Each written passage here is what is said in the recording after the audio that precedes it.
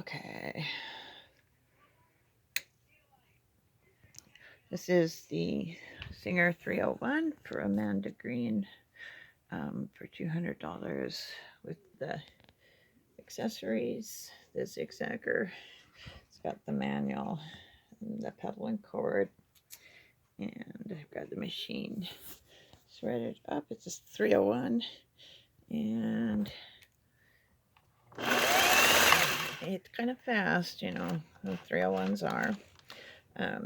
And I'm using an old thread with a wooden, off a wood spool, which, you know, you probably wouldn't want to sew anything with this thread, but it's fine for testing the machine on. The tension, oops, I broke the thread. That's why you don't want to use old thread. It breaks.